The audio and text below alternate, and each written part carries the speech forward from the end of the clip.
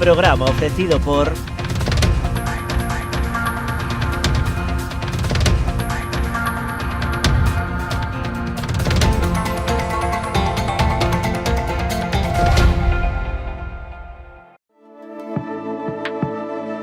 Potencie el éxito de su negocio con nuestra asesoría especializada en empresas, correduría de seguros y servicios jurídicos. Optimizamos estrategias e impulsamos crecimiento con soluciones efectivas. Visítenos en Caldas de Reis, Pontevedra o Vilagarcía de Arousa. Grupo J. Rey Asesores, su mejor elección. Más información en la web jrey.es. A exploración e o traballo no viñedo levounos a elaborar viños con personalidades emocionais moi marcadas. Pionero é un claro exemplo no que nos vemos reflectidos, un viño viaxeiro, valente e intrépido que cada ano segue traspasando fronteiras. Enerxía e paixón, emocións que nos acompañan dende o primeiro día da nosa aventura. Pionero, Albariño 100%, de Viña Almirante. Si que desde esa chamada as súas almas vanse derrumbar. O reto non só está en acompañarte a ti, senón a esa parte túa que queda con eles aquí. Esa é a miña misión, meu obxectivo, miña maneira de vivir. Coñecémonos de toda a vida. A ti que te fuches, vaite tranquila, tranquilo. Queremos ser a túa empresa de transporte terrestre, marítimo ou aéreo, para envío de paquetería, paletería, largos, grupaxes ou carga completa. A fiabilidade e o trato directo co cliente son as nosas señas de identidade. Levamos 40 anos achegando solucións de almacenaxe, logística e transporte porta a porta, con disponibilidade 24 horas ao día, 365 días ao ano.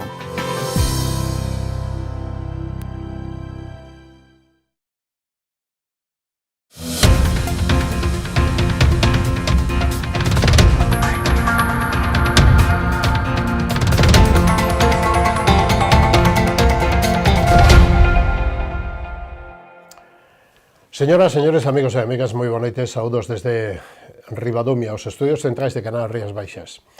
Analizaremos a situación política, económica e de futuro de dous concellos importantes, pequenos, un máis pequeno que o outro, por en torno aos 3.000 e pico de habitantes, que é o Concello de Barro, co seu primeiro teniente alcalde e portavoz do Partido Socialista, José San Martín. Estaremos tamén analizando o Concello de Vilanova de Arousa dende o punto de vista da portavoz do Bloque Nacionalista Galego, Carmela Alfonso. E abrimos este turno de análisis de datos, de tráficos e da importancia social, económica e laboral que supón o Porto de Vilagarcía para toda a ría e para toda Galicia, co seu presidente, da Autoridade Portuaria de Vilagarcía, José Manuel Cores Tourís. Moi boa noite, benvido, como estamos? Facemos balance, estamos empezando o 25, hai que facer o balance o 24. Como foi este ano para o... Ben, pues foi outro ano, levamos varios anos históricos, digamos, dicirche que fai 6 ou 7 anos estábamos en 900.000 toneladas, ahora estamos no entorno de 1,5 millón, e eu creo que, bueno, conseguimos estabilizarnos aí en ese entorno, e este ano, pois, baixamos algo no que son os residuos sólidos, 130.000 toneladas, pero aumentamos en contenedores, aumentamos en novas líneas, temos unha línea nova que fai Vilagarcía-Rotterdam, Canadá-Cuba, cada 15 días de contenedores, que, bueno, é algo novedoso, e algún proxecto máis temos en marcha para este ano 25, por lo tanto, estamos en ese entorno de 1,5 millón de toneladas, porque hai 80.000 toneladas terrestres que están por terra, digamos, en camión, para tamén no Porto de Vilagarcía. E, bueno, en definitiva, creo que estamos consolidados despois destes 3-4 últimos anos e a partir de agora, pues, tratar de ir buscando, pues, novas alternativas, novos tráficos, novas empresas que se instalen no Porto e que o Porto de Vilagarcía, pues, sexa esa plataforma logística, como digo, que dá servicio, pues, a todas as empresas que hai dende Pontevedra hasta Santiago de Compostela. Esa realmente é a nosa área de influencia e aí, pues, traballamos con moitas empresas.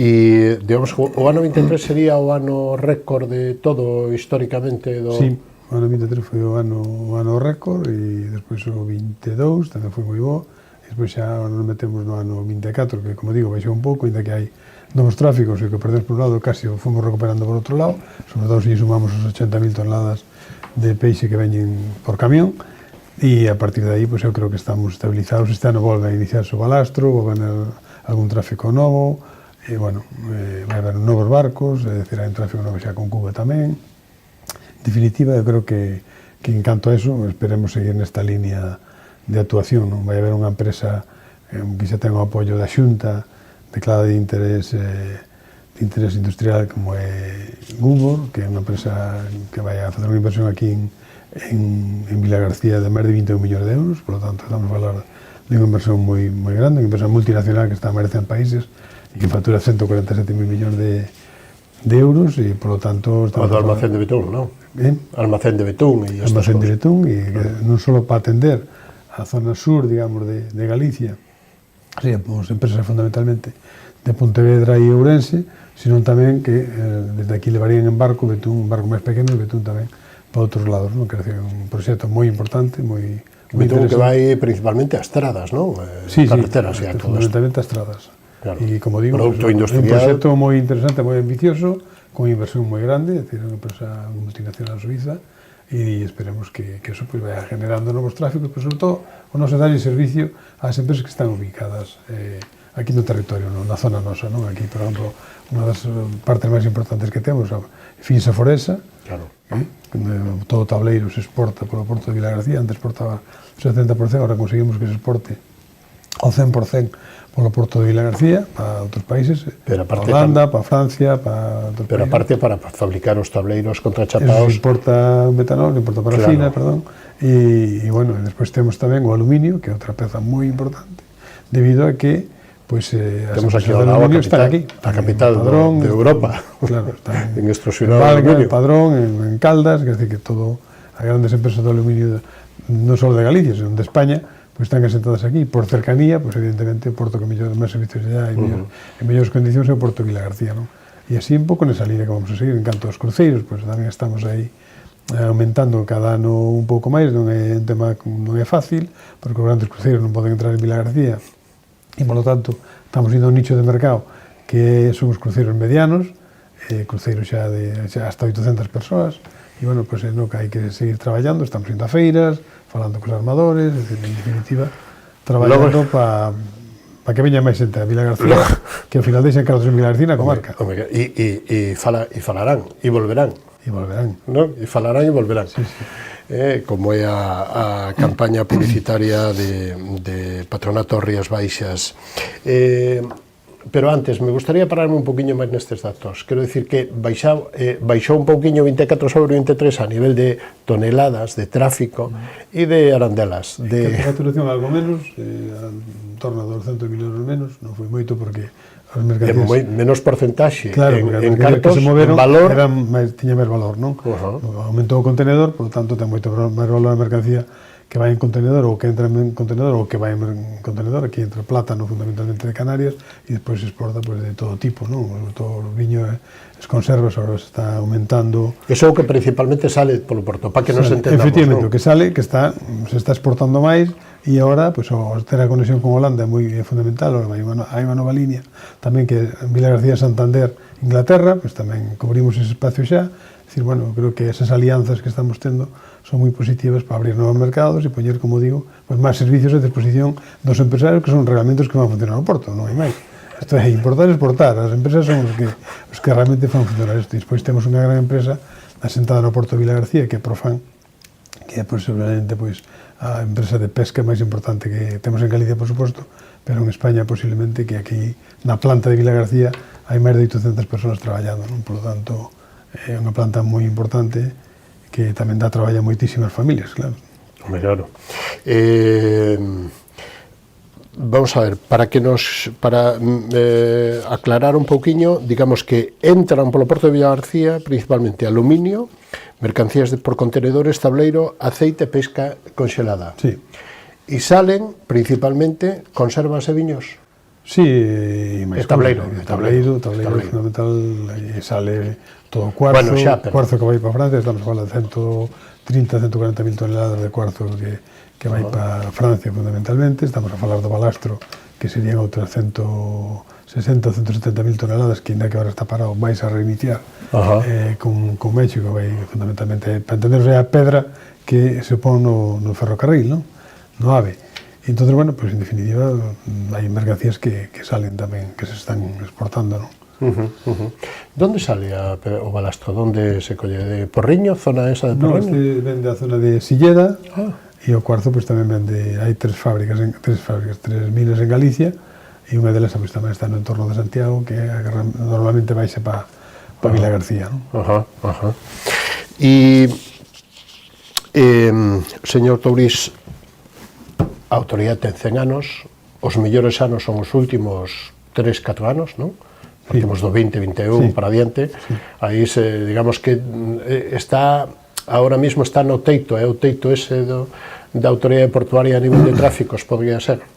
Ahora mismo estamos estabilizados aí, que nós sempre decimos chegar a ese entorno a ese 1,5 millón, e a partir de aí ir medrando pues pouco a pouco. Como medramos? Pois abrindo novas líneas, o que se decía antes, a línea Vilagarcía, Santander, Inglaterra, co cual temos Inglaterra que antes non tiñamos, e a zona tamén pues, de Vilagarcía, Rotterdam, que tampouco antes a tiñamos, agora tamén vamos a Tela, e que empezará a funcionar esta primavera, e por aí tamén van a traer aluminio xa en camións e en un tráfico roro que evidentemente é moi importante, porque o que se transporta son os ramolcos dos camións, non? Entón, collos os chegan a Holanda e van directamente a destino, non? E, bueno, vai haber novas, despois vai a Vira do Betón, quer dizer que asentados e a partir de aí empezar a medrar cada ano o que poidamos, non? É un pouco a línea de traballo que hai, e para eso contamos con un equipo moi bo de profesionales no Tela Portuaria de Vilagarcía, que están traballando moi ben, sempre da man dos consignatarios, que son unha peza fundamental do porto, e dos propios empresarios, non? Eu creo que esa unión se está conseguindo que funcione moi ben entre traballadores do porto, consignatarios e empresarios, e iso fai que as cousas pues, vayan a mellor. Esa comunidade portuaria poña datos estimados, porque, bueno, sempre fluctúan, non? Porque as empresas e os traballadores non é todo fijo, e a economía sempre... Cantas empresas poden haber asentadas dentro do que é digamos que os terrenos da autoridade portuaria? Cantos traballadores poden estar aí operando entre dentro e logo os indirectos que veñen e que salen por empresas de transporte, etc. En todo o porto, o máis importante son evidentemente os de Profan, que estamos a falar de máis de 800 traballadores, e entre os da autoridade portuaria, o resto de empresas da comunidade portuaria que traballan con signatarios, estibadores, tal, podemos falar de en torno a outros 600, podemos estar falando de en torno a 1.500 traballadores que están todos os días no porto de Vilagarcía. E despois, claro, o máis os que importante está nas empresas. Claro. Estamos a falar antes do aluminio, conseguir máis leixos, e claro, que a empresa de aluminio ten 500, 600 traballadores, 700 traballadores, falo dos que están a Valga, e Padrón, e Caldas, a mellor estamos a falar de 3 ou 4 mil traballadores solo neso. Refins a Foresa, estamos a falar de xente, de moitas familias que se moven a través do porto, que é agora un desconocido, que a xente fala do porto e di, bueno, sí, está aí o porto e tal, pero realmente non saben, ou non se sabe, evidentemente, ou non sabemos vender, ou non sabemos explicar, mellor que vender, o traballo que fai o Porto de Vilagarcía e o servicio que dá, non? Que é o máis importante, o servicio que dá, poñer todas estas cousas que estamos a falar a disposición dos empresarios en algo que se move por céntimos, que aí a economía é importantísima. A economía que se xera dende a autoridade portuaria é importantísima para as empresas que están dentro e para as de fora. De acordo? Porque, por exemplo, levar aluminio dende Vilagarcía a Valga non é o mesmo que levalo dende Pontevedra ou Marín ou dende Vigo, non? Porque os céntimos e os costes da logística cada vez son máis... Que a mercancía normalmente ponse a pé de muelle, non? Como digo, entón o transporte paga o empresario, entón non é o mismo que, como dices, ir de Vilagarcía a Valga, que, imagínate, un camión, pode facer 4 viaxes no día, a un de Coruña a Valga que faría a mitad. Entonces, eso, ao final do ano, estamos a falar de moitísimas toneladas, moitísimos viaxes, e un valor, claro, pode competir en outras condicións, porque o mundo xa é moi competitivo e global, e se non estás a precio non vendes, quer dizer que por moi bo que sea o produto, por moi que o fagas, tens que estar a precio, tens que entrar dentro da línea de exportación e de precios de mercado, senón te quedas fora automáticamente. Bueno, e A nivel de cruceiros, decía vostede, bueno, Vilagarcía, polas características da ría, recibe ou pode recibir cruceiros máis ou menos modestos desde o punto de vista de transporte de turistas ou de pasaxeiros. Hai unha media sobre 8 ou 10 ao ano, non? Sí. Mais ou menos. Pero isto é importante. De onde veñen, quen son os operadores, a que feiras vai o Porto de Vilagarcía a vender os seus, digamos que as súas oportunidades, os seus as súas virtudes, por decirlo de algún xeito. As feiras que hai a nivel nacional en España, pero sobre todo vai ás reunións que hai en Madrid, por exemplo, onde hai xornadas onde veñen armadores, onde veñen xente de cruceiros de toda España e de fora de España, pois tamén aí nos fixemos unha viaxe fora tamén para catar novos clientes. O Gonzalo Durán estuveramos con outra persona máis en Mallorca, con un grupo de Mallorca, para intentar explicar de onde estamos, e, bueno, creo que eso vai se vendo, non? Que pasa? Que está moi lento, tiene un traballo de cruceros, pois, a 2-3 anos viste. Entonces, a planificación. Estás facendo ahora un traballo claro, dentro de 2 ou 3 anos, claro. Non se ve de repente. Os cruceiros medianos, que é un pouco onde nos vamos a actuar, fundamentalmente por tema de dragado ou por outros temas, non? Que están no fondo da ría. Teñen tamén as súas ventaxas. Hai xente que ten un poder adquisitivo máis alto, que gasta máis, que consume máis, que van a Santiago, evidentemente, pero tamén van ás bodegas, tamén fan cenas en unha bodega. Que botan máis tempo en terra, non? Nas paradas, nos portos. E iso hai que sumarlle, pois, prácticamente a un pouco máis da mitad, se hai 800 cruceiristas, pois conta que vai haber en torno a 500 tripulantes que traballan no barco, non? Que tamén baixan a Vilagarcía, tamén gastan en Vilagarcía e consumen en Vilagarcía, que estos realmente están... Incluso poden abastecerse, non? Claro, están todo o día, non? Todo o día fora, quero dicir, que chegan pola mañán e marchan pola noite, non? Fundamentalmente. E un pouco no nicho de mercado que nós tamén estamos a traballar e que está, bueno, estamos vendo os resultados, non? E é verdade que cando ven un barco a Vilagarcía a xente ve que hai ambiente, que hai xente, os propios comerciantes se o din, depois teñen autobuses a súa disposición, ten un tren turístico, teñen, bueno, unha serie de... E a importancia do turismo, e estamos na semana onde empeza Fitur, mañán empeza Fitur, que é a feira internacional por excelencia e a máis importante de España e de medio mundo, o segundo das terceiras, non?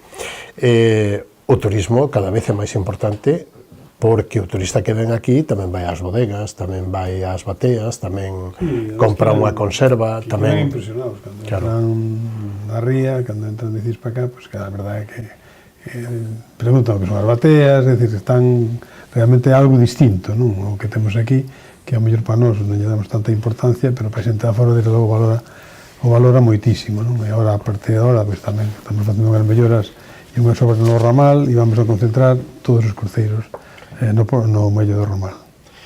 Para cando, máis ou menos? Como van esas obras? Cando sería? Hai unhas obras que xa están rematadas a 31 de diciembre e agora hai que colocar unhas defensas que xa están pedidas e, bueno, neste ano pois quedará, posiblemente xa eu creo que os cruceiros que veñan no otoño pois xa irán ao Ramal.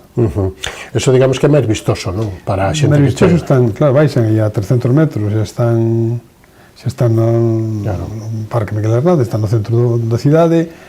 E agora en Ferraz, que eso non, hai que movelos en coche, en autobús, porque non poden andar andando polo medio dos tráficos que hai, porque pode haber un accidente, pode haber un golpe, non? Ese sempre foi o muelle de pasaxeiros, non?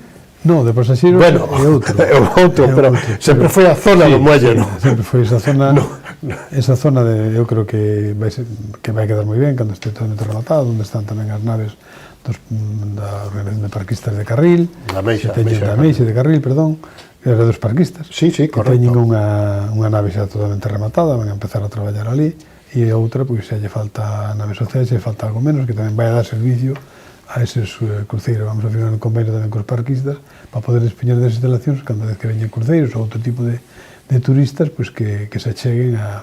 Bueno, toda esa zona do Ramal vai a ser digamos que o gran escaparate, a gran fachada e a porta de entrada non só para os turistas que veñen, sino que para os veciños de Vilagarcía e para todos os visitantes, non? Vai levar unha modificación importante. Total, claro.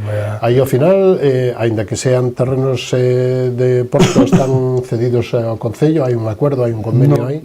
Non. Son cedidos do Porto, teñen con concesión, e, bueno, o Concello tiña a idea de solicitar unha concesión ali, e, bueno, ao final, pues non sei se o solicitarán ou non, de momento non a solicitaron. O sea, teñen que ter un proxecto e todos os terrenos do ramal, pues todos son de propiedade portuaria, non?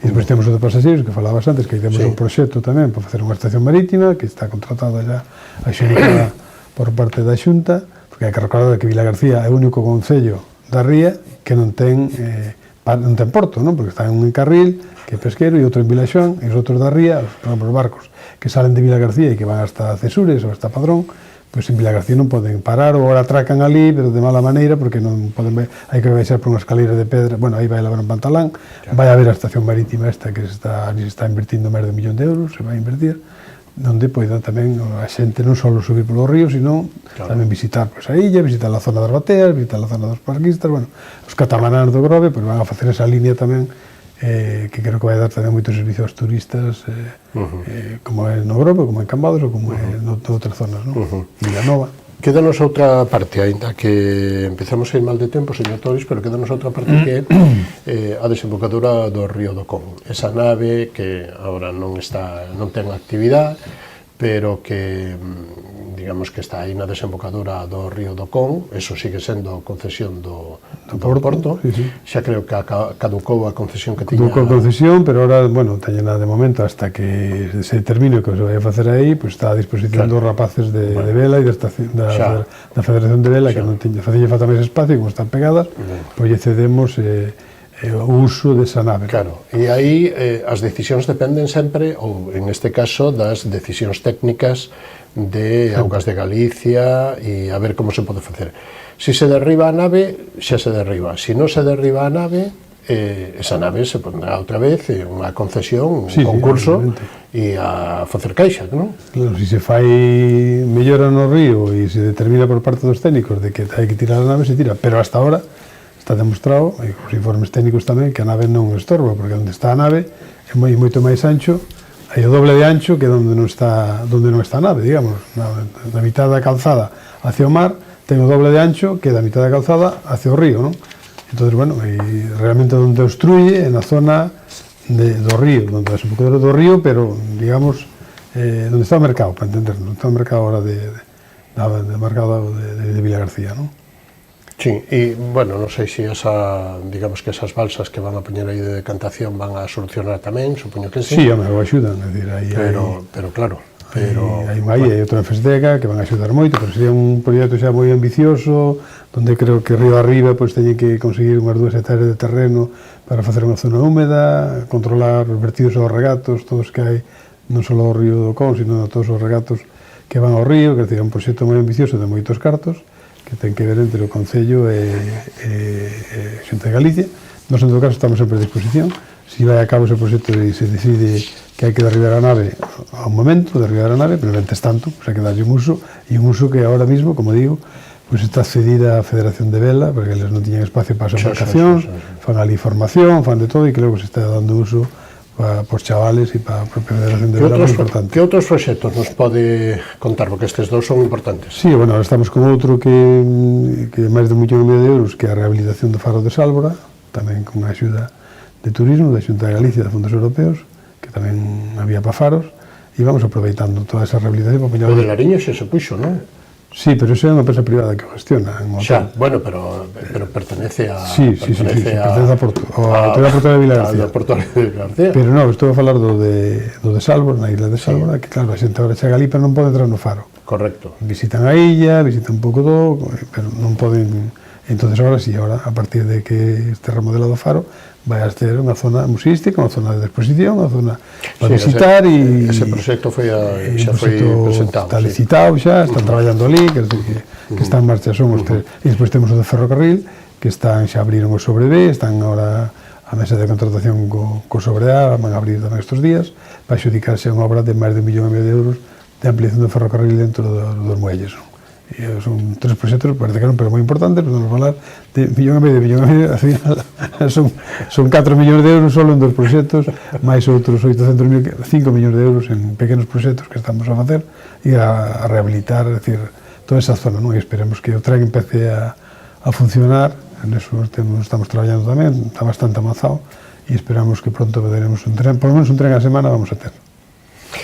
Bueno, e que outras cousas lle podemos contar á audiencia de cara ao 25?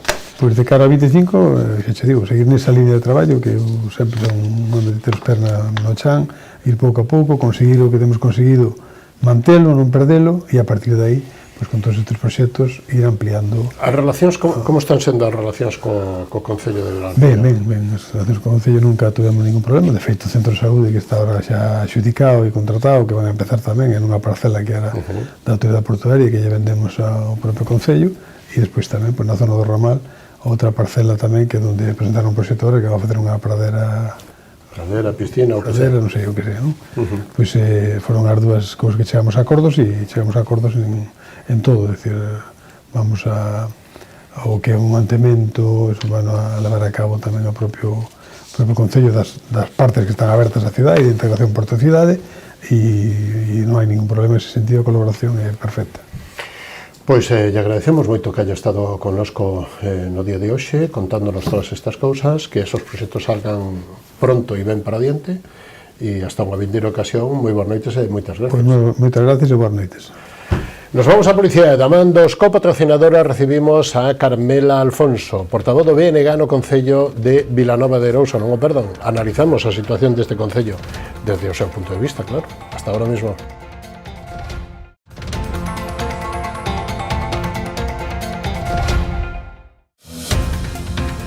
Programa ofrecido por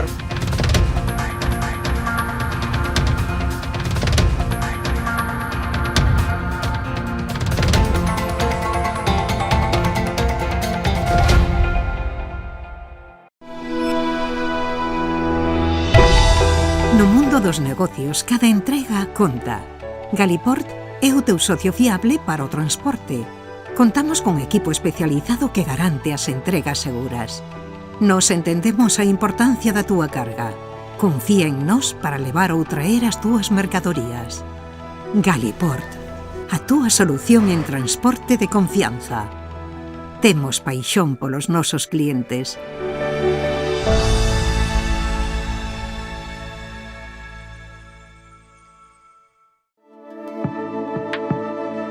Potencie el éxito de su negocio con nuestra asesoría especializada en empresas, correduría de seguros y servicios jurídicos. Optimizamos estrategias e impulsamos crecimiento con soluciones efectivas.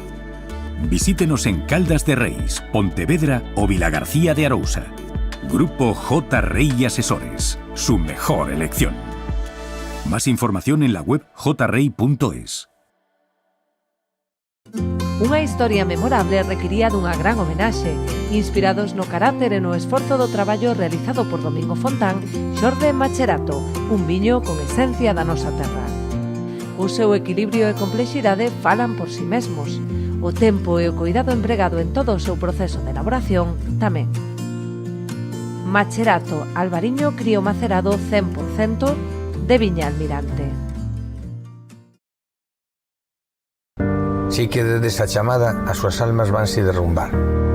O reto non só está en acompañarte a ti, senón a esa parte túa que queda con eles aquí. Esa é a miña misión, meu obxectivo, miña maneira de vivir. Coñecémonos de toda a vida. A ti que te fuches, vaite tranquila, tranquilo.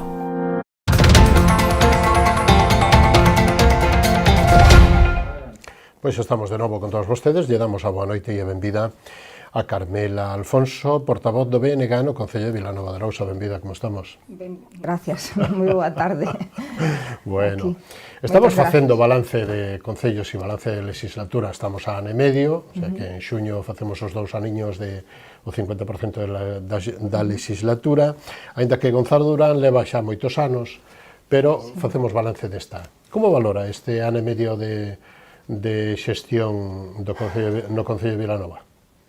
Bueno, pois para min é unha segunda etapa, como ben sabes, é dicir, pasei 8 anos anteriores xa con Gonzalo Durán e a corporación correspondente e nada, agora 8 anos despois, tive tamén un receso aí de 8 anos e agora volvemos pois buscando pois facer cousas polo ben dos veciños e das veciñas e tratando de impulsar a xente máis nova hacia adiante, porque eu penso que temos un tempo de máis enerxía e un tempo con menos enerxía que hai que tamén disfrutar de outras cousas, non? Xa son aboa neste cambio de etapas e, polo tanto, tamén é un cambio vital importante que me impulsa tamén, máis si cabe, a seguir mellorando as cousas para deixar algo mellor aos que veñen a posteriori.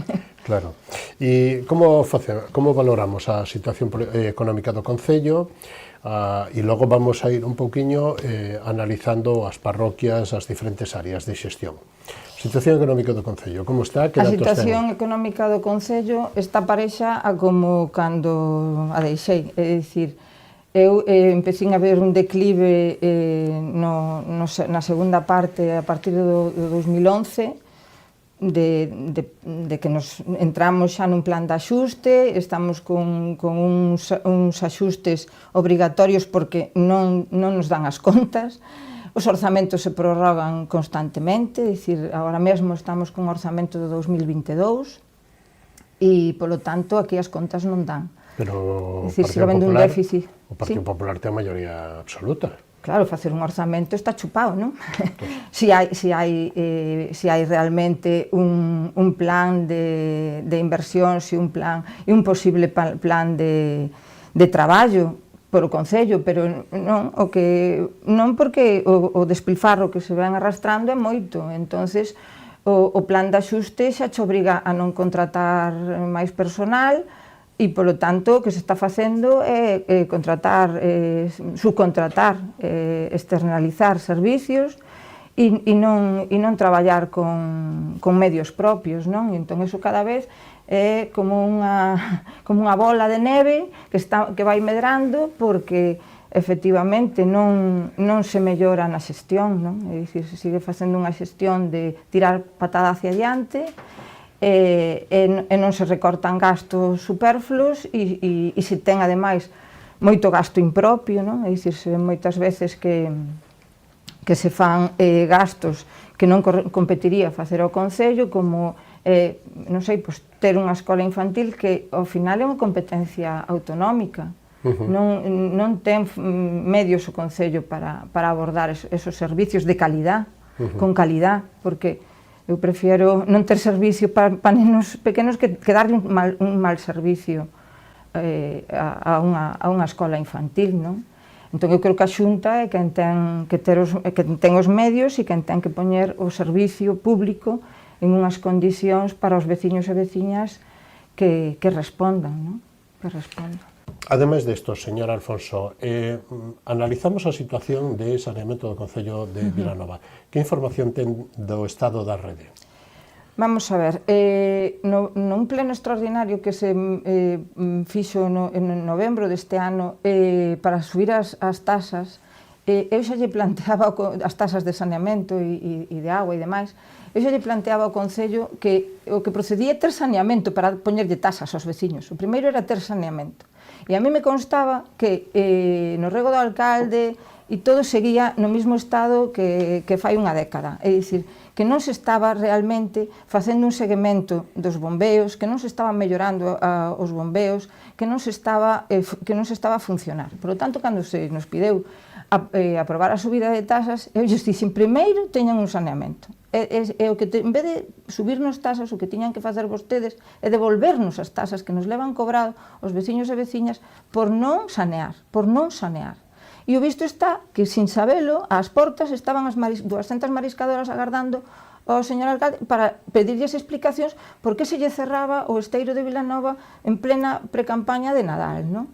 E o caso é, pois, eso, que estaba afectado por fecais, non?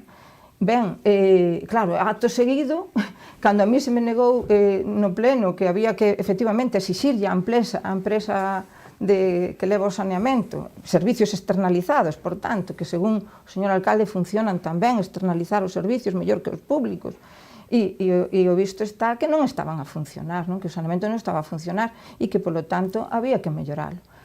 E iso foi o que lle dixo ás mariscadoras, e moi hábil unha das mariscadoras veulle a decir, e por que non fixo vostede eso antes, non? Porque se recoñeceu que había que mellorar os bombeos, que había que poñer bombeos novos e demais, por que non fixo usted eso antes, non? Porque non se melloran as instalacións a tempo e se evitan, porque eu por o contrato que está vixente hasta o 2030, aínda quedan 5 anos de contrato da rede de saneamento, e hai recoñecido unha póliza de 6 millóns de euros para daños ambientales. Pois se o non facer saneamento está causando danos ambientales, por que non se resarce con esa póliza? É dicir, por que non se lle exixe á empresa que active esa póliza e digamos, resarza os danos ambientais que está causando todo este despropósito, pois como esta campaña de marisqueo que levaron nefasta as mariscadoras de Vilanova, non?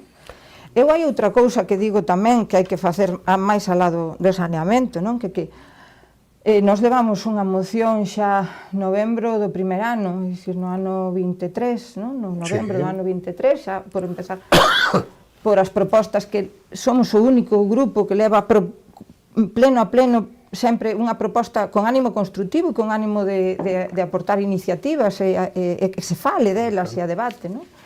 Unha das propostas era, pois, precisamente, que se mellorara o saneamento, pero tamén que se melloraran as prácticas nos areais. Non podemos seguir facendo o mismo, porque vai seguir pasando o mismo, vamos seguir empeorando o estado da ría, non? No litoral, os areais se están pasando as máquinas constantemente, se están quitando hasta os coídos, as gravas, e iso é o que defende o areal, iso é o que agarra e defende o areal.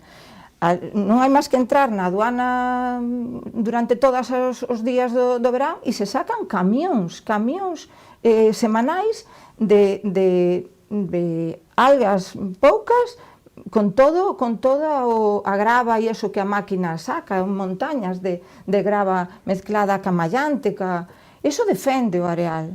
Se quitamos eso, e hai estudios da universidade, non é que o diga Carmela Alfonso, é que hai estudio das dúas universidades, da Universidade de Santiago e da Universidade de Vigo, que avalan este criterio, que é que non se deben sacar as mallantes continua e constantemente a ese ritmo, porque os areales non van a ter agarre, non? E iso tamén forma parte do aporte nutritivo ao mar. O mar, se lle quita e non se lle dá, e sabemos que se está extraendo mexillón, que se está extraendo marisco, se lle quitas, isto é como unha leira, non? Se lle quitas e non lle das, vamos quedar sin nada. Que porcentaxe de veciños tendrían ou non saneamento?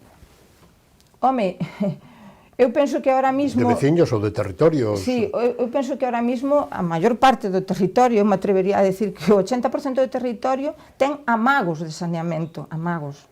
É dicir, ten a pantalla do saneamento, pasa por ali, pero que estén conectados e que funcione, é dicir, que este diseñado para que funcione, me atrevería a decir que nin o 50%. Nin a metade das conexións están activas e son útiles e está diseñado para que funcione. Polígono Industrial de Baión e a planta de biogás. De biogás ou bioresiduos. Sona fuerte, verdad? Sona metano, sona... Hubo pleno? Donde está o... Non hubo pleno. Non, donde está o BNG? Donde está o BNG? O BNG está intranquilo. O BNG estaba intranquilo e está agardando os veciños e veciñas, non? Está agardando que alguén se pronuncie tamén, non? É dicir, desde logo, por a nosa parte, está claro que nos parece un despropósito. Xa co tema da planta de... Non sempre fomos moi partidarios da compostaxe, pero digamos que da compostaxe doméstica e da compostaxe comunitaria, de proximidade. Pero esas plantas, esas macroplantas de compostaxe, é dicir, o centralizar o de toda a provincia nun punto, non nos parece o sistema, non? Porque procesar todo eso vai a causar molestias. E ubicalo a escasos metros dun centro educativo, eso clama ao ceo. Xa hubo molestias e xa hubo problemas. Bueno, dicen que eran uns filtros, non sei que, eso si o o falamos en algún pleno e todo se iba a solucionar, a respecto da planta de compostaxe. E agora medo me dá o da planta de biogás, pero non veo a ningún pleno, non se nos comunicou nada ao respecto, non coñecemos as condicións, pero que si nos tememos é que eso non está guardando as distancias debidas a un colexio e casi me atrevería a decir que a un hospital do Salnés, non? É dicir, que temos unha planta de procesamento de residuos orgánicos mediante fermentación anaeróbica, é dicir, para producir metano, cos riscos que iso pode conllevar, eu creo que nunha ubicación non axeitada, Peixón, plan especial para o Terrón, para ese, bueno, esa fantasmagórica piscina, como é? Mario Termal. Parque lúcido, sí. Parque de ocio e non sei cantas cousas máis. Bueno, eso en tragadiñeiros impresionante, eu creo que eso leva aí como 20 anos, non? Leva tempo, non sei cantos, pero leva tempo aí, polo menos anunciando o tema. O que pasa que parece ser que agora xa está o... Agora están 600.000 euros máis asignados aí, e que Costa xa dou visto bo para iso, non? En setiembre do ano pasado. Sí, pero eso para que? Para facer novos documentos, como moito os suministros e as instalacións, e que hai uns centos de miles outra vez de euros. Eu descoñezo a cifra de que se leva xa enterrada, e vamos a chamar así, porque arriba non se ve nada, o sea, enterrada. Bueno, porque o que se compraron foi parcelas, non? Sí, pero agora parece ser que o que se están facendo, pois eso, a parte das autorizacións, os proxectos e os permisos e todo o demais, pouco máis hai, é dicir, penso que os suministros e centos de miles de euros novos que se van a poñer aí, para algo que vai ser unha concesión privada, é dicir, todos esos cartos, centos de miles de euros que se levan públicos postos aí, é de cara a que unha empresa privada o explote. A min eso, o de meter cartos públicos e cartos públicos para servir a un emprendedor privado, un emprendedor que compra os terrenos emprendedor e que emprenda privadamente, non? É dicir, eu que as concesións non bueno, eu das concesións teño moi mala impresión, concepto. Moi mal concepto, porque, mero, non tes máis que aquí na Compostela en Vila García, non? E ali ves o famoso balneario, concesión tras concesión, e toda unha ruína, non? Non tes máis que ver as pousadas, as famosas pousadas, non? Van a empezar, parece ser. Sí, bueno, sí. E aparte, cunha concesión a unha empresa, don Amancio López Seijas, a unha empresa, o TUSA, que pagará un canon cando teña beneficios. O sea, que vai digamos, a devolver esa inversión pública ás arcas públicas? Cero. Xa cho digo eu, cero. Senón máis inda desembolso. Porque o que sei desa concesión das pousadas, por exemplo, é que o que había era eso, un canon cero, en tanto en canto non houvese beneficios, que nos vai haber, e unha implementación de máis recursos para que logo non haxa ningún servicio, non? Centro Comercial de Deiro, parece ser que empezaron a finales ou no outono, empezaron as obras de acceso, e non sei como vai eso, non sei cal é a posición, que información ten o BNG, que información ten... Non sei se tú recordas, pero eu recordome aquí, eu e ti no 2011, en vísperas electorales, eu viña de traballar como hoxe, e me enseñas un monitor onde hai unha cola de xente, a chuvia, en pleno mes de febreiro, en vísperas da campaña electoral, para entregar o currículum, e a miña... E dicesme, cal era a opinión? E eu che respondín estupefacta, o sea, asombrada, e digo, indecencia. Eso que é unha indecencia, é dicir, e dixenche, ainda están os pinos en riba da terra, ainda están os pinos en riba da terra. Bueno, hoxe o que sei é que os propietarios, unha boa parte deles, siguen sin cobrar os seus terrenos. É dicir, siguen sin... Teñen uns terrenos vendidos... Pero todavía non cobraron. O cual me sigue parecendo unha doble indecencia, non? 14 anos despois, estamos falando 14 anos despois, Antonio, 14 anos despois, os teus bens, o teu patrimonio heredado, porque xa os propietarios, moitos deles xa falleceron, E hoxe os herdeiros desos titulares desas parcelas ainda non recibiron a súa herdanza. E máis, algúns fixeron plantacións e xa non saben se esas plantacións agora as perden outra vez e vamos, que están vindo aos plenos en plan protesta e o que se lle responde é hai que mirar ben o que se firma. Esa agora non son xa entrega de currículos, agora é vos firmáchedes, agora vos sabredes, ala vos entendades con ese desenrolos Vilanova, que eu chamolle subdesenrolo Vilanova, non?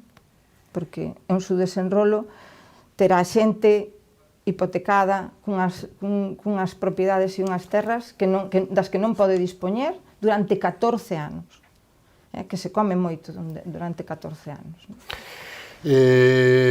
Vostede levou unha moción alá por setembro, non, do ano pasado ao pleno para que se, bueno, para que se frene ou se corrixan o tema de plantacións principalmente de viño, de viñedos en zonas forestais, non, ou en terreos que foron no seu día forestais ou que tiñan tal.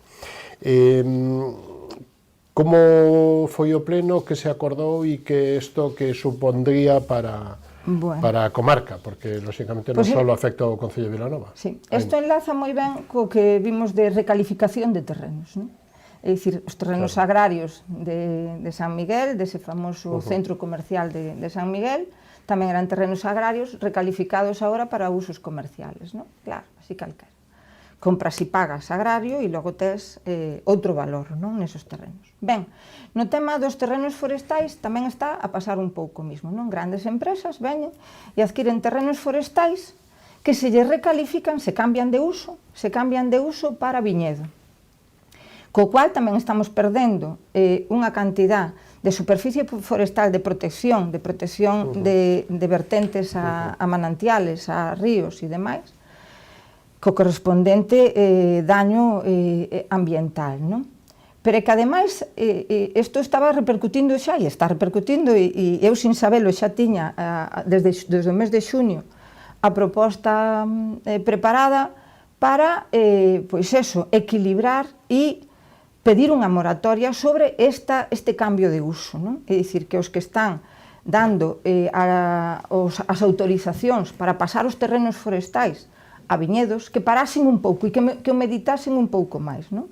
Porque, o sector iba a estoupar, é dicir, eu visto está, as bodegas en setembro, eu son unha pequena viticultora de nada do que herdei de, creo que apenas 4.000 metros cuadrados, quero dicir que... Pero, como pequena viticultora, pois tamén falo con moitos pequenos viticultores, que somos os viticultores tradicionais, non? Os que traballamos e tal, e eu lle digo, isto non vai durar, isto dos precios que tuvemos estos anos atrás, isto non vai durar, porque están as grandes empresas, e vindo empresas de fora a comprar e a plantar e a comprar, e isto vai estalar, e así foi. É dicir, chegamos en setembro e xa nos plantean, non vou dicir a mitad do precio, pero prácticamente. As bodegas empezaron a dicirnos que xa non, digo Diego, que o que tiñamos pactado o ano anterior non ten nada que ver co que vamos a pactar este ano, habendo unha colleita bastante normaliña tirando a floxa, non?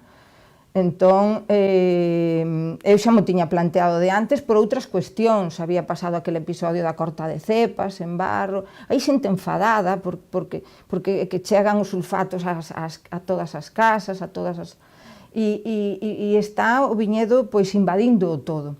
Eu concretamente vou todos os días para Pontevedra a traballar polo Mosteiro e eu vía desaparecer ante os meus ollos. Eu vou polo Mosteiro non porque me sea moito máis corto ni moito máis tarde que ir por outra carretera. Por a paisaxe, porque ainda tiña uns tramos de oxígeno, de respirar e de pararme e relaxarme entre traballar e chegar á casa, non? Pero vía desaparecer, non? Fui unha oficina agraria e ali co técnico ver no Google Earth deste de mapas, ver como as visualizacións de 5 anos e agora do territorio era, pois eso, que se che poñen os pelos como escarpias, non? É dicir, que está desaparecendo a floresta toda. Por tanto, nos están desaparecendo os pulmóns, é dicir, a depuración, os filtros. Vostede argumentaba, e parte do argumento, por unha cuestión de tempo, de que as enfermedades que, se temos un monocultivo, as enfermedades ou as plagas son máis complexas. E Eso, digamos, que tamén vai dentro do fondo de esta postura. Que resposta está topando?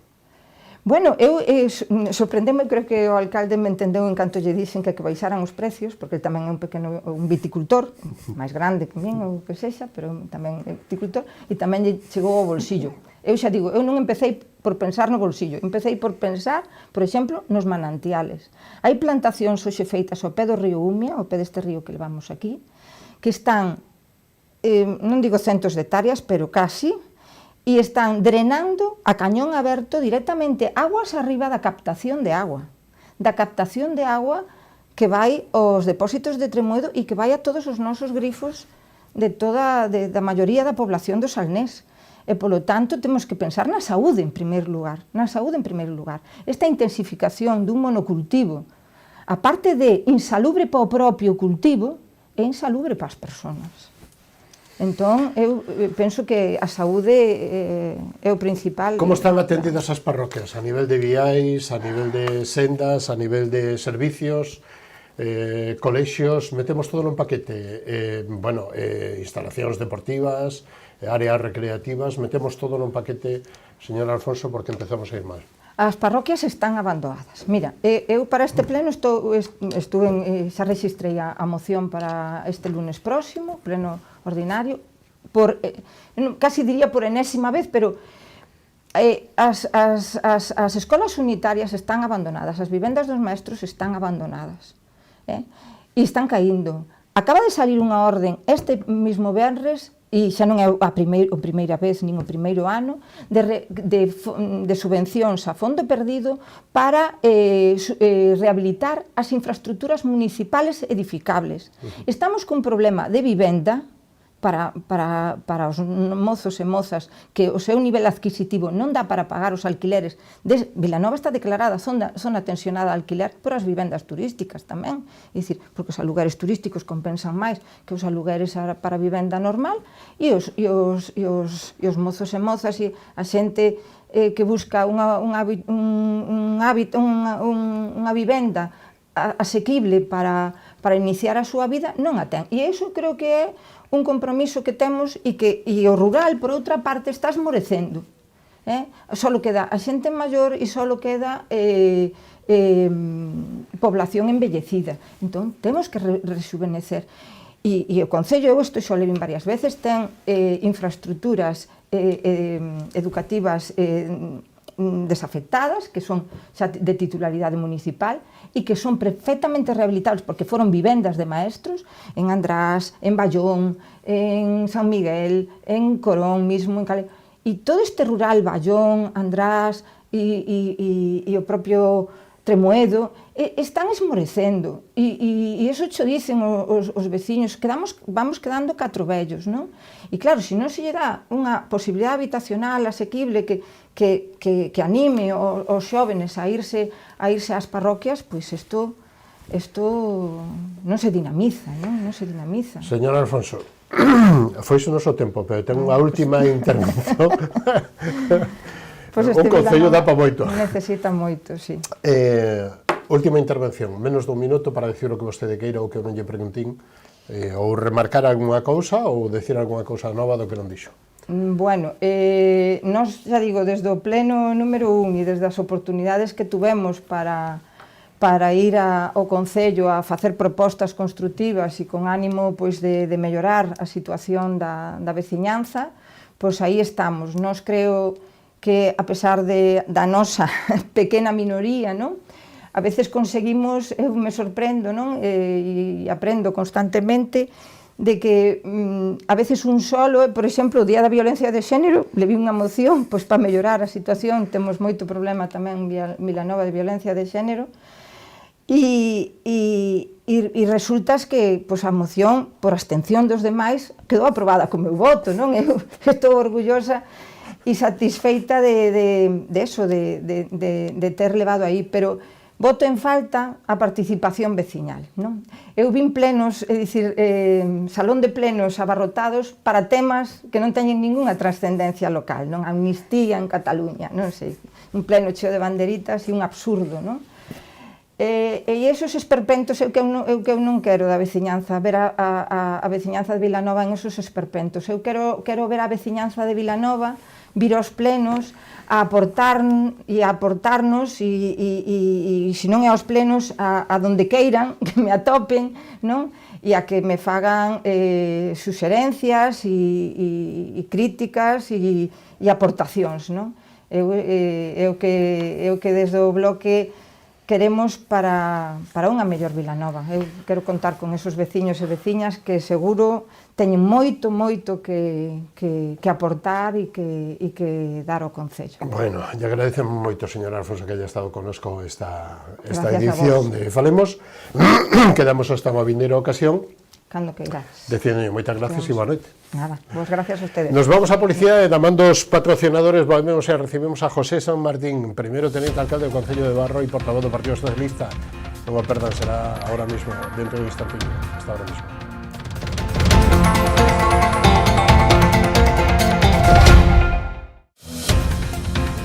Programa ofrecido por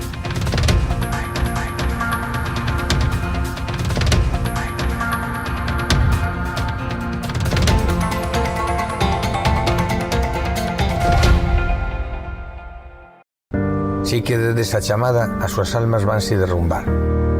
O reto non só está en acompañarte a ti, senón a esa parte túa que queda con eles aquí. Esa é a miña misión, meu obxectivo, miña maneira de vivir. Coñecémonos de toda a vida. A ti que te fuches, vaite tranquila, tranquilo. Precisas enviar ou recibir mercadorías de xeito rápido, seguro e económico?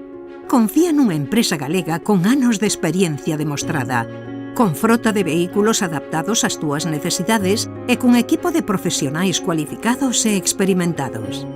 O teu mellor aliado, Transportes Galiport. Temos paixón polos nosos clientes.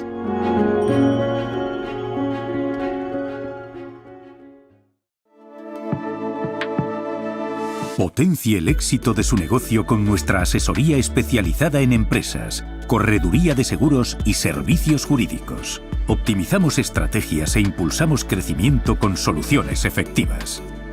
Visítenos en Caldas de Reis, Pontevedra o Vilagarcía de Arousa. Grupo J. Rey Asesores, su mejor elección.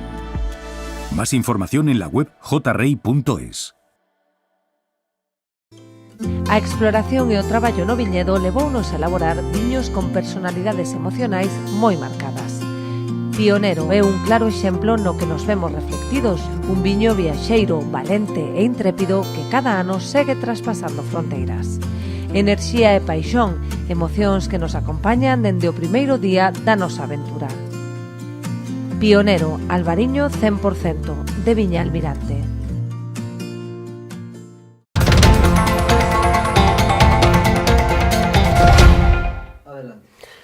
De novo, estamos con todos vostedes. Lle damos a boa noite e a benvida a José San Martín, primeiro teniente alcalde do Concello de Barro e portavoz do Partido Socialista neste Concello.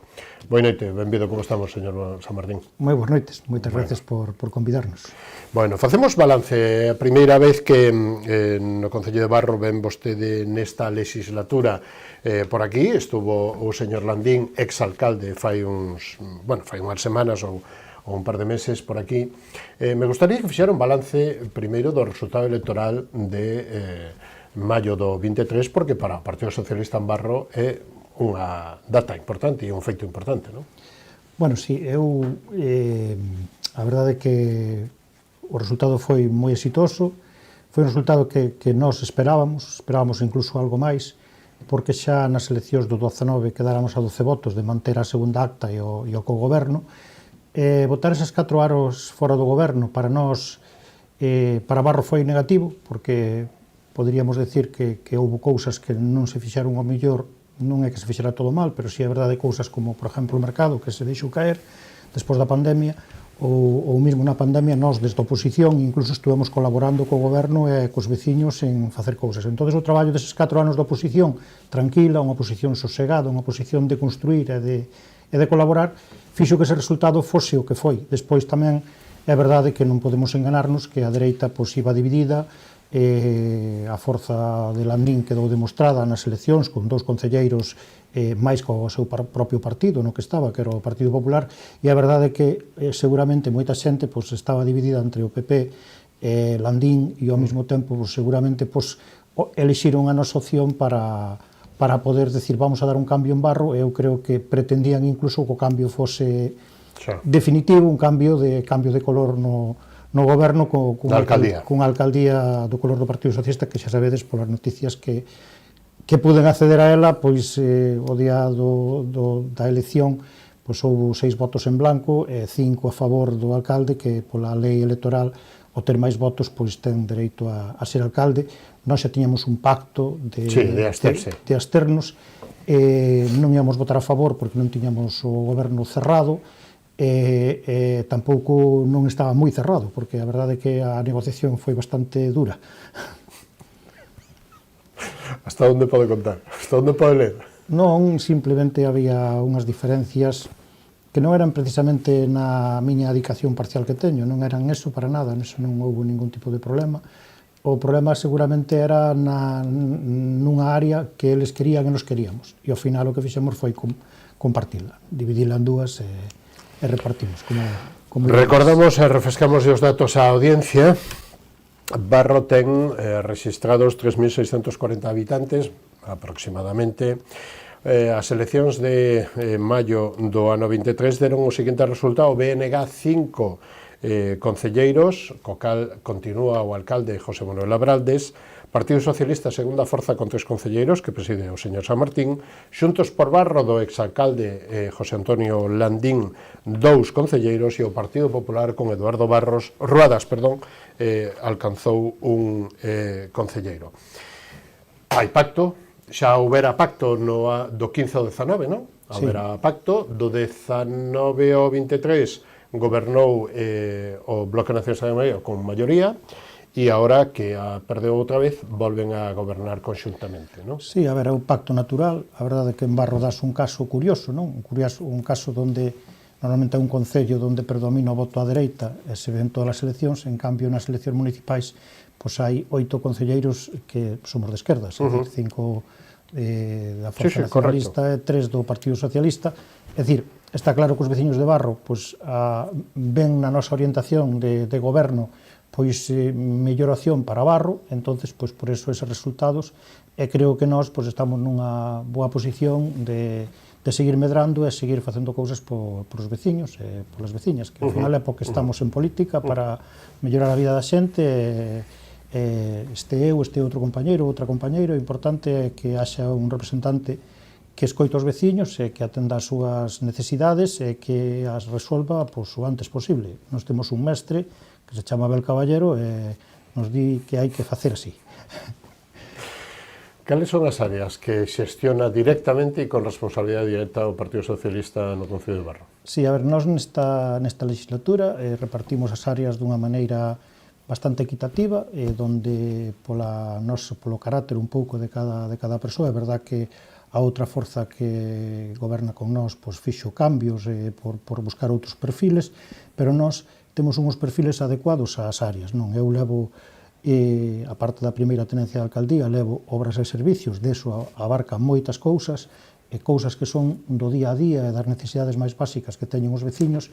Despois, temos unha concelleira que a verdade que é unha todoterreno, que é Lía Rodríguez, que é a que se encarga de igualdade, de muller, de educación, todas esas actividades, e benestar, que separamos tamén de servicios sociales. Precisamente serán as dúas partes, servicios sociales e benestar, obras que repartimos entre obras e infraestructuras. Por un lado, infraestructuras e accesos a núcleos, e por outro lado, obras de servicios, que son o que levamos nós. E despois outra que non podía faltar, que era a de turismo, a de festas patronais, e tamén a de feiras, porque aí é un dos principales obxectivos, que é recuperar esa feira de Barro, que xa está andando, pero ten que andar aínda moito máis. Estamos traballando neso todos os domingos a pico e pala, ali cos veciños e ca xente, que sepan que estamos ali e que fan falta puestos e fan falta clientes. Neste caso, veciños e veciñas que vayan da contorna. De feito, estamos facendo actividades interesantes para sacar adiante. Logo entramos neso. O señor Abraldes acaba de facer balance de 10 anos de alcalde. Cal sería o balance que fai o señor San Martín ou o Partido Socialista da xestión do señor Abalde nestes 10 anos? Bueno, eu non son quen de xulgar o seu traballo, sí que podría xulgar a parte na que compartimos goberno, non? A parte na que compartimos goberno, os primeiros 4 anos, a nosa situación no goberno era de un concelleiro menos, eles tamén un concelleiro menos, 6 concelleiros contra 5, un PP forte aínda nese momento, con renovación incluso, porque a verdade é que nesa candidatura última que levou o Partido Popular naquele momento, o Landín, era unha candidatura aparentemente forte, con xente nova, renovación. Entonces nos entrábamos con poucos votos de diferencia, e ese traballo deses primeiros 4 anos creo que foron moi importantes. Eses 4 anos eu creo que foron un traballo onde se puxeron seguramente as bases de todo. Por qué? Porque se foi cumplindo con todo, e despois os outros 4 anos onde xa nós non entramos no goberno, pois a pandemia xa marcou toda esa política, pero si houve a habilidade de, tendo cartos en caixa, pagar as débedas que había, porque se podían pagar, pero as débedas tamén hai que explicar de onde veñen. E aquí temos que ser, en política hai que ser moi correcto. Un plan de axuste que se fixo no ano 2012, con o goberno de Mariano Rajoy, que lle exixeu a todos os concellos facer un plan de axuste, que a xente que me critica por decir que se fixo unha cousa ben nese goberno do Partido Popular, que foi facer un plan de axuste, que fixo que todos os concellos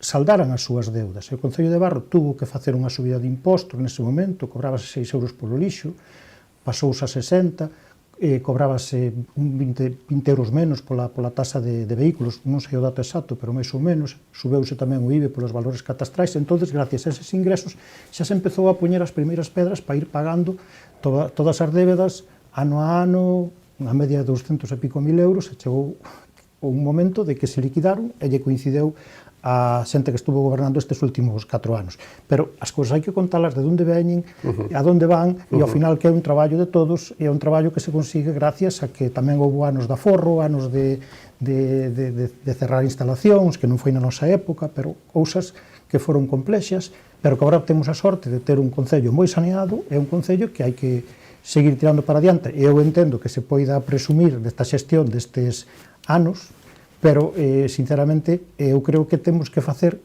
un balance tamén agradecendo tamén o que nos deixaron. Ainda que fose esa deuda, tamén hai outras cousas que temos e o que conseguimos nós. Por exemplo, os terrenos da depuradora que se vai a ver se compraron neses 4 anos que estuvemos co-gobernando. O primeiro plan de saneamento que se fixo neses 4 anos. Nos levamos a área de servicios xa nese goberno. Que pasa? Que os concellos pequenos, o alcalde é a persoa na que se personifican todos os éxitos, e iso foi o que nos pasou a nós no 2019 ao 2023, que foi un barrido de votos hacia un lado, que a xente despois se dou de conta que eso non era así, e que faltaban no concello persoas, pois como eu e as miñas concelleiras, que facíamos un tipo de traballo que agora non se fai, e agora neste novo goberno pois tamén se está facendo ese tipo de traballo, onde estamos compartindo áreas e compartindo accións, e valorando positivamente o que fan os compañeiros do bloque e o que facemos nós tamén, claro. Estamos nos orzamentos, estamos alrededor de 3 millóns de euros, non? Están aprobados xa os do ano 25, situación financiera, é dicir, superávit... Sí, o Concello de Barro ten alrededor de 3 millóns e algo de superávit. O superávit non é só os cartos que hai en caixa, senón tamén as débedas pendentes de cobrar, que son cobrables e todo eso. E tamén estamos en torno aos 3.200.000, un pouco máis de orzamento. Aí hai unha subida este ano polo tema do IBI da autopista, que son casi 187.000 euros, que se cobraban con respecto a 9.000, que era pola bonificación que había.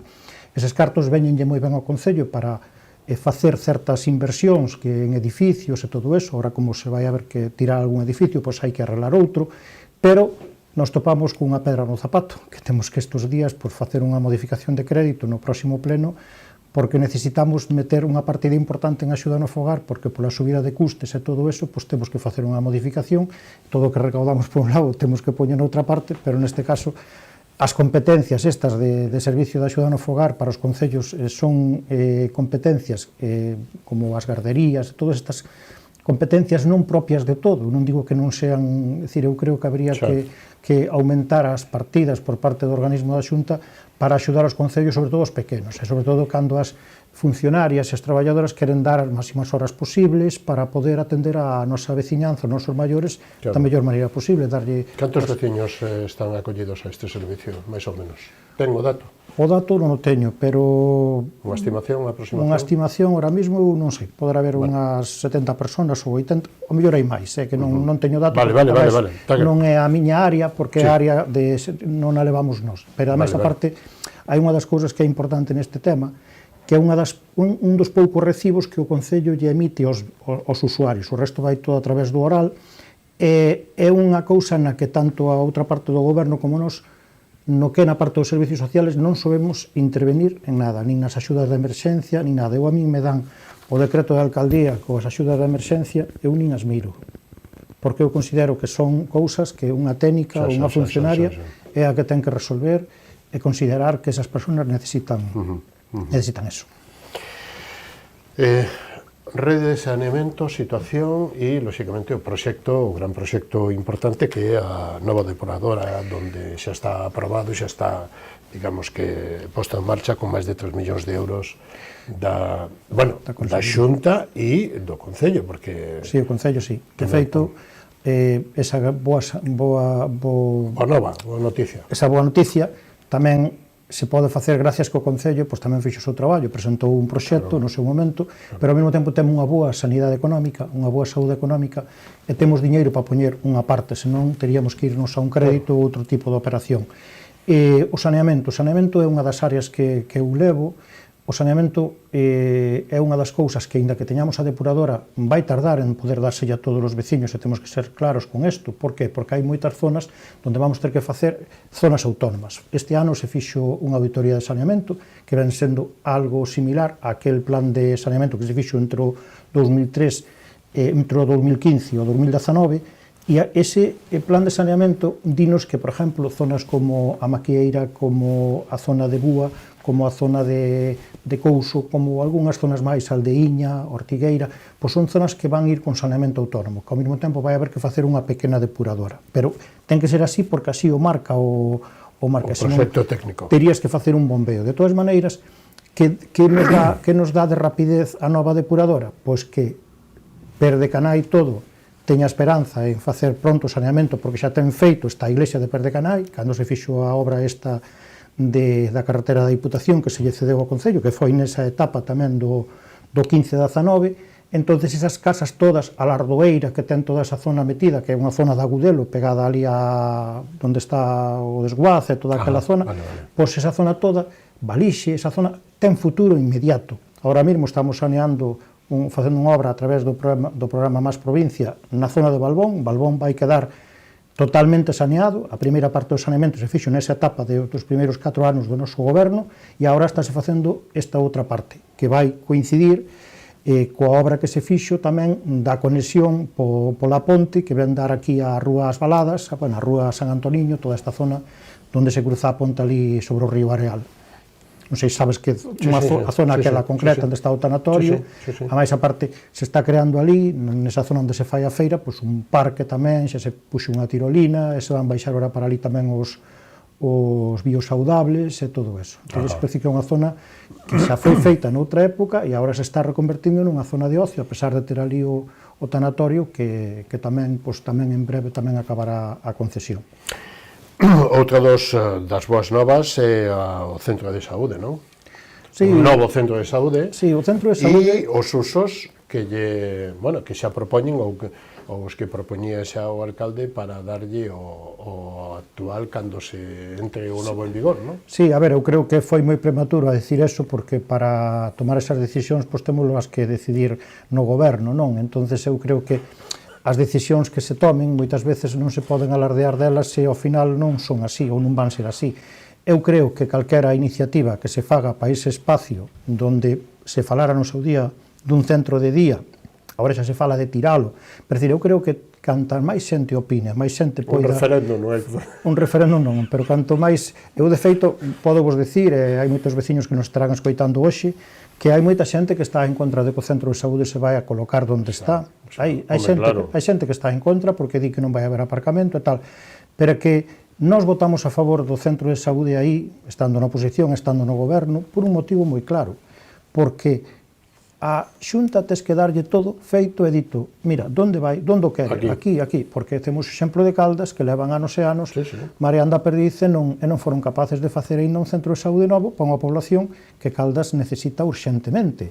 Pero Barro tamén, porque Barro ten é un concello onde temos un centro de saúde que está fai pouco non, había un armario encima dun váter con medicamentos, é dicir, non entra unha camilla, non ten ningún baño para persoas con discapacidade. Entón, veciños e veciñas, entendede que o mellor sitio non será, pero que necesitamos un canto antes. Pero eso sí, xa nos aí atrás tuvemos algunha concentración, algunha manifestación, decimoslle á Xunta de Galicia que gracias polo centro de saúde, pero queremos ter 2 médicos como mínimo e un pediatra, porque Barro é unha población que crece e necesitamos ter os servicios, porque non vale de nada que teñamos un centro de saúde, isto digo a xente, non o digo eu solo, o di a xente, entón temos que trasladalo.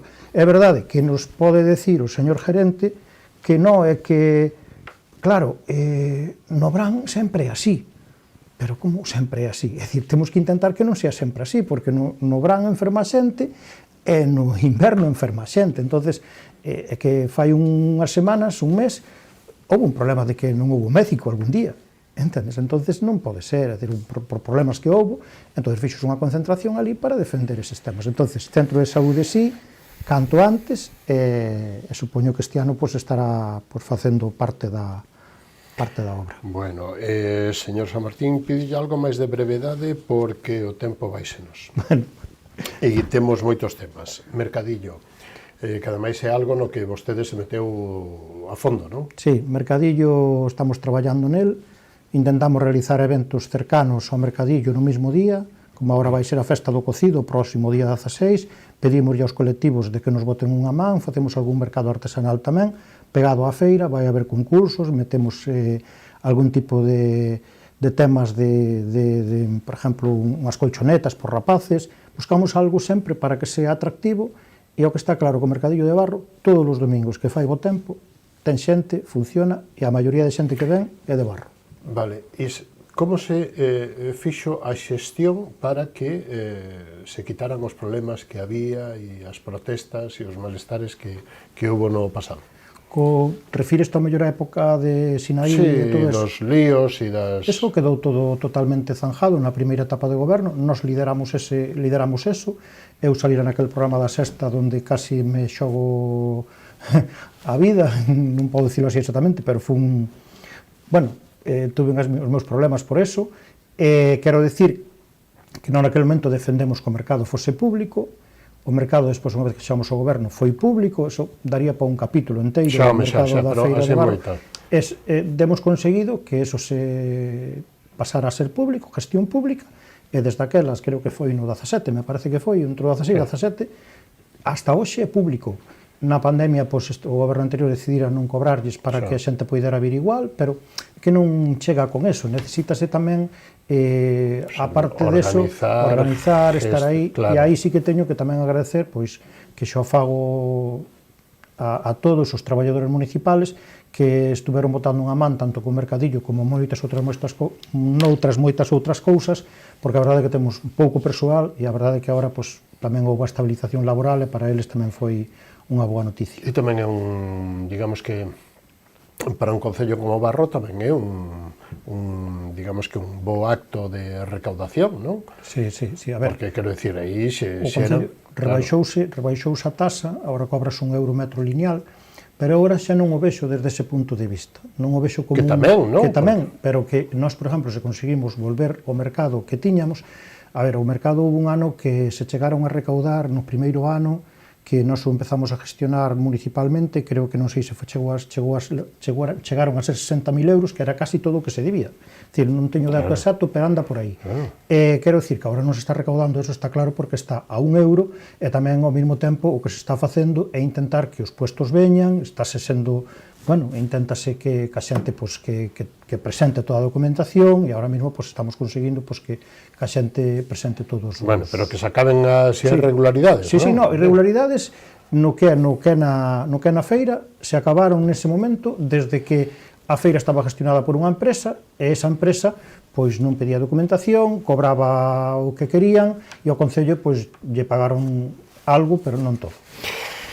Me interesa que nos comente e que nos dé digamos que a súa lectura, o seu parecer sobre San Antoniño como capital urbana e como centro urbano, casco urbano de Barro, plan de construción de novas vivendas que sempre se fala e ademais agora colle forza digamos que o tema de plan de vivendas e que me fale do Pexón como estaba e porque eso, o Pexón quedara aprobado creo Pexón que no por Landín, 2003, no 2007. No 2007, por Landín, non? 2003.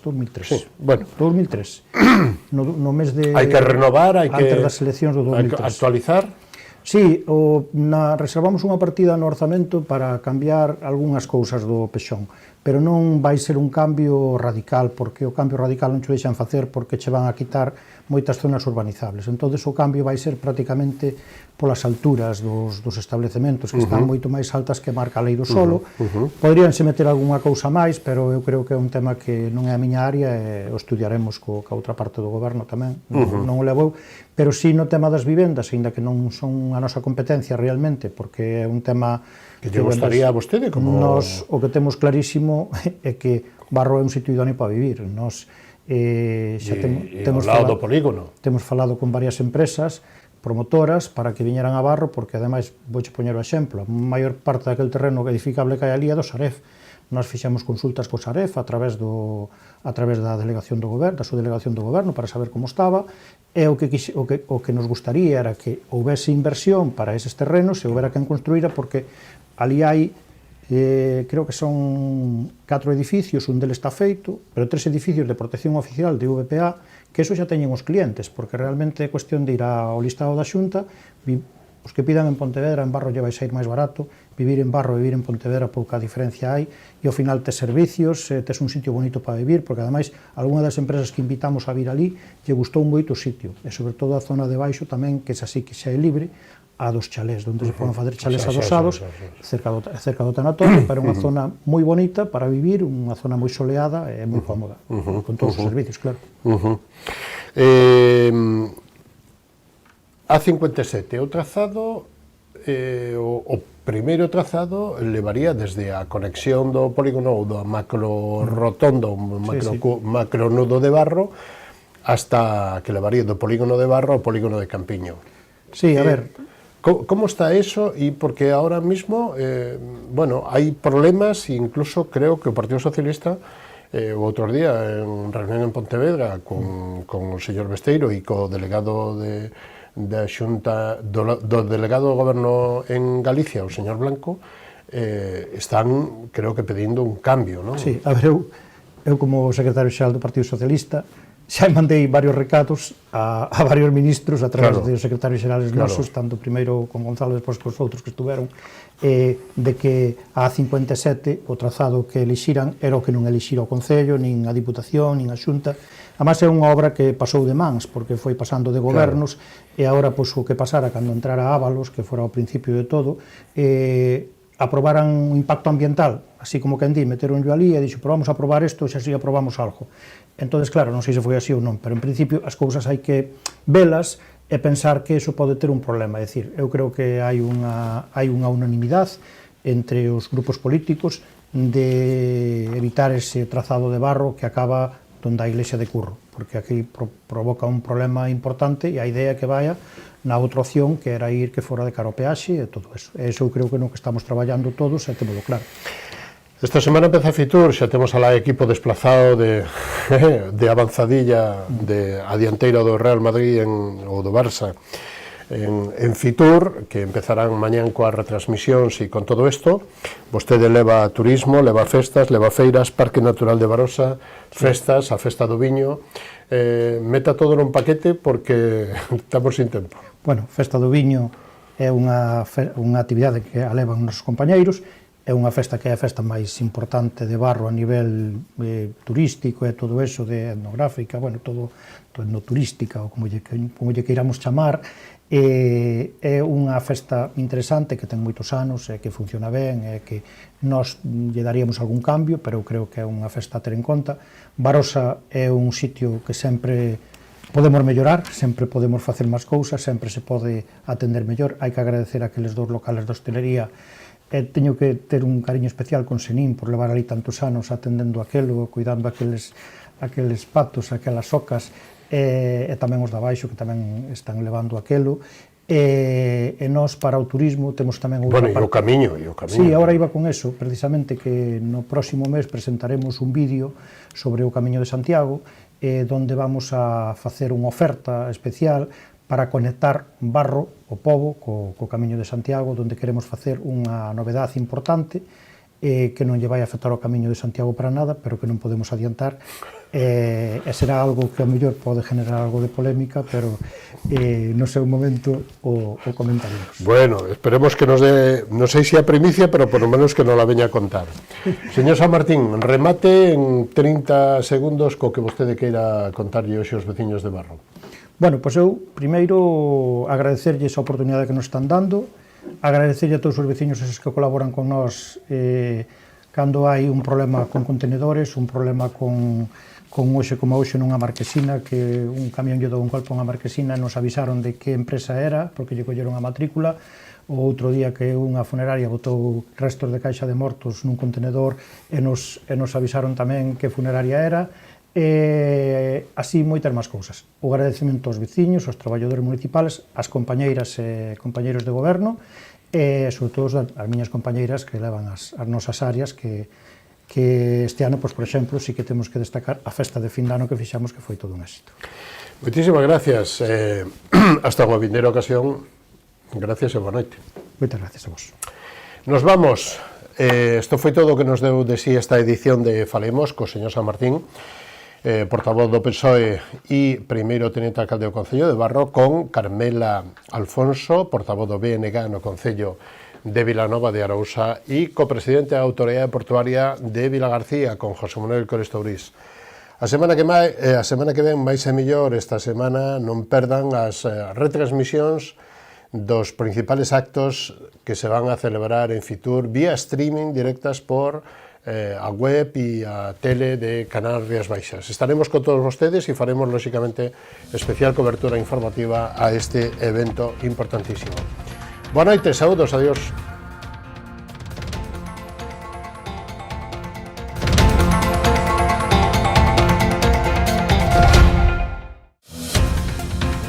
Programa ofrecido por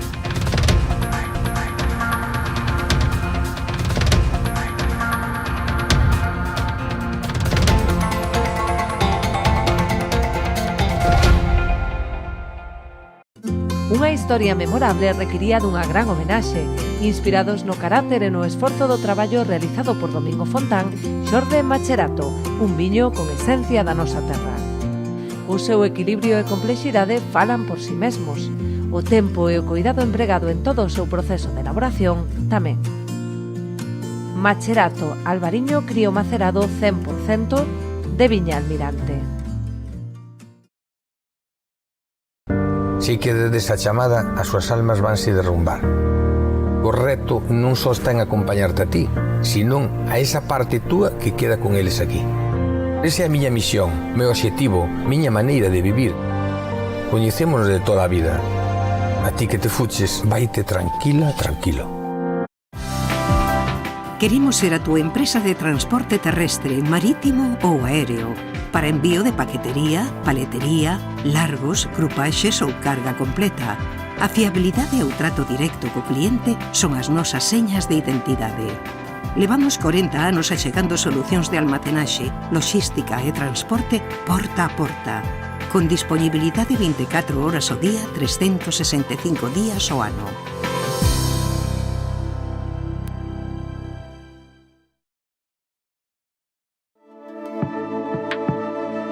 Potencie el éxito de su negocio con nuestra asesoría especializada en empresas, correduría de seguros y servicios jurídicos. Optimizamos estrategias e impulsamos crecimiento con soluciones efectivas. Visítenos en Caldas de Reis, Pontevedra o Vilagarcía de Arousa. Grupo J. Rey Asesores, su mejor elección. Más información en la web jrey.es.